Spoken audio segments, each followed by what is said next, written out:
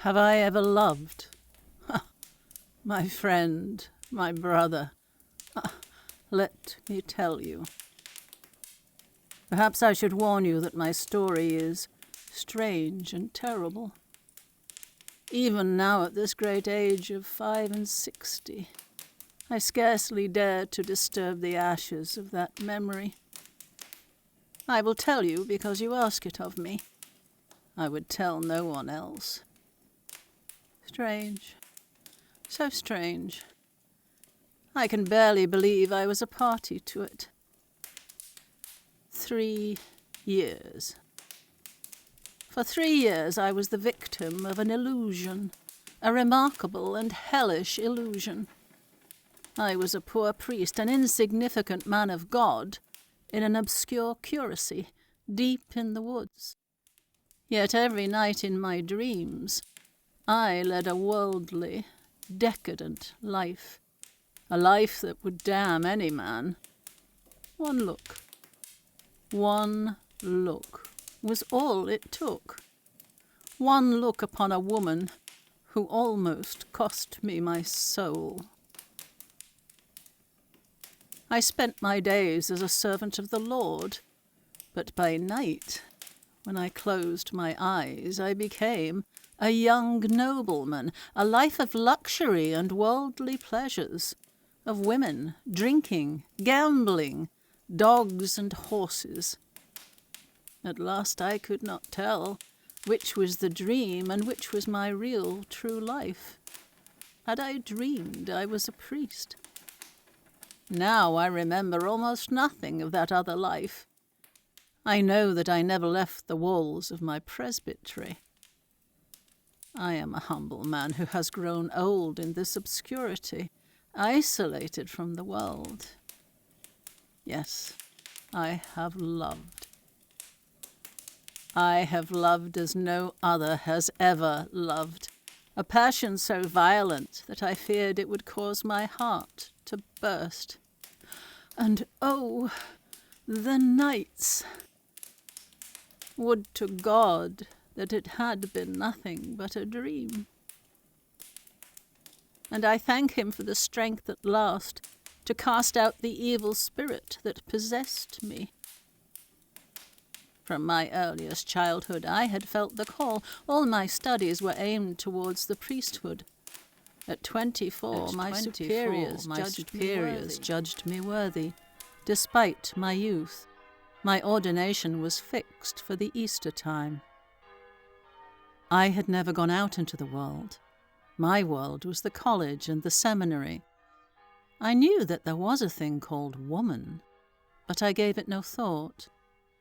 I was perfect in my innocence. Twice a year my mother visited me.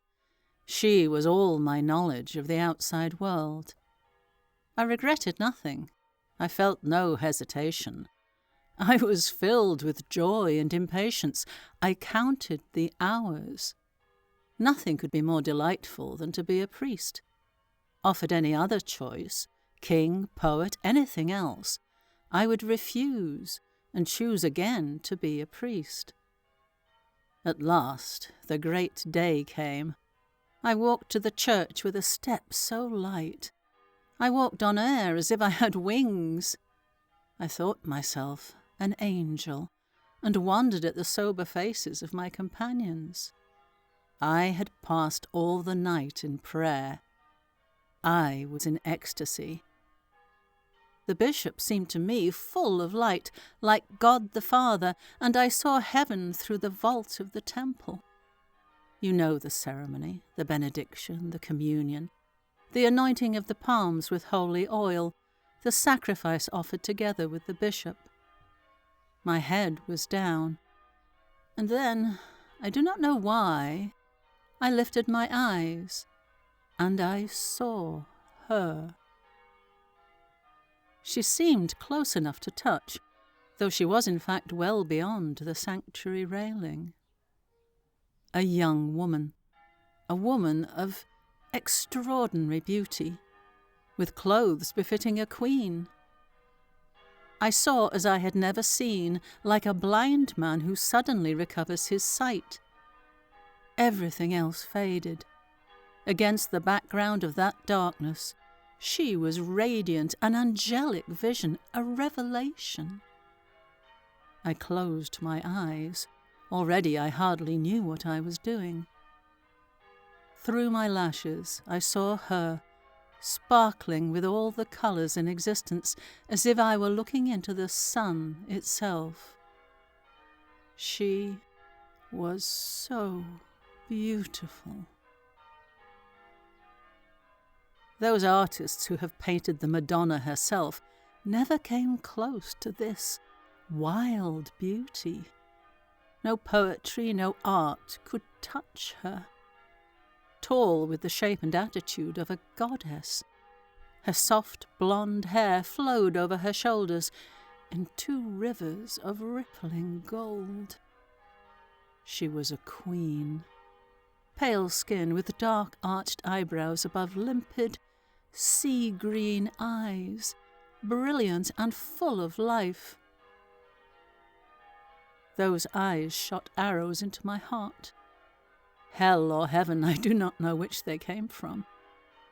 She was an angel or a demon, perhaps both. No common woman, no daughter of Eve. Pearl-white teeth, cheeks touched by roses, with tiny dimples when she smiled. Great strings of blonde pearls and a high lace ruff about that beautiful pale neck. She moved with the grace of a snake, of a peacock. Her velvet robe was a deep orange red, her wide sleeves lined with ermine, and her hands so delicate white they were almost transparent. I remember every detail. Something inside me changed. Some long-closed gate opened. I was born into a new world and a new order of things. I felt a frightful anguish begin to torture my heart as the ceremony moved along relentlessly. I answered yes when I wished to say no, though everything within me protested against the damage done to my soul by my tongue. Many young girls walked to the altar, firmly resolved to refuse the husband imposed upon them. Yet not one ever carries out her plan. Many poor novices take the veil, though they have resolved to tear it into shreds, rather than utter the vows. One dares not cause so great a scandal, or disappoint the expectations of those watching. All those eyes, all those wills, seem to weigh down upon you like lead. One yields to the weight. The fair one's look changed. No longer her caressing tenderness, now an air of disdain and of mortification. Had I not understood? With an effort strong enough to move mountains, I struggled to cry out that I would not be a priest.